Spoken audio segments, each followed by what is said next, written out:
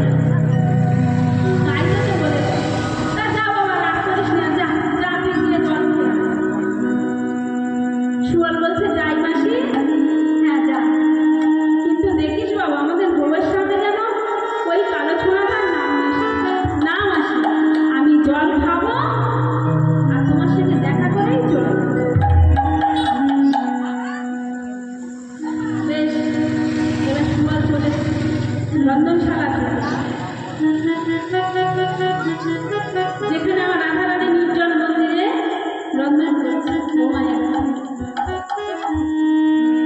যাইয়ে লীলার বলিহারি যাই, এক বদনে বলিতে রাখি শ্রী গোবিন্দের আমার কত লীলা, কেমন ভাবে সুবলকে পাঠিয়েছে। এই যে এক বদনে বলিতে হারি লীলা কথা, যেমন মোষিত গিরি সিন্ধু সম তিথি কজ্জাল পত্র গরুবর শাখা লেখন লিখিতাম সারদা অনন্ত কাল ব্যাপী, তবুও নচ স্ফুরত মধুর লীলা।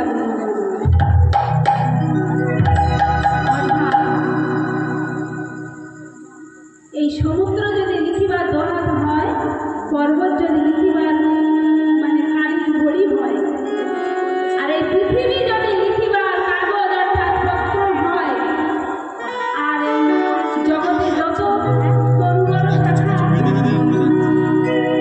যদি লিখিবার কলম হয়, আর আমার মা সরস্বতী মা তিনি যদি অনন্ত কাল ব্যাপী লিখিতে থাকেন, তবুও একদিনের লীলাকণা লিখে শেষ করতে পারে। যেমন ব্যাসদেব ভগবানের লীলা কথা সমাপ্ত করে গঙ্গায় স্নান করতে গেছে। তো গঙ্গায় ডুব দিয়ে উঠে বলছে, যা হে গিরিধারী গোপীনাথ, আজ আমি তোমার লীলা কথা লিখে শেষ করে দিয়েছি। এই বলে গঙ্গায় ডুব দিয়ে উঠেছে। এক চড়ুই পাখি ব্যাসদেবের কথা শুনি ব্যাসদেবের মাথার উপর দিয়ে গিয়ে গঙ্গায়, সেও গঙ্গায় ডুব দিয়ে ঠোঁটে করে জল নিয়ে বৃক্ষের পাতায় রেখে দিয়ে ব্যাসদেবের মাথা যেন দানা ঝাপতে আর বলছে, আমি আজ এই সমুদ্রের জল সব শুকিয়ে ফেলেছি। তোমায় না চড়ুই পাখি এমন বলছে কেন? চড়ুই পাখি বলছে, ও ব্যাসদেব তোমার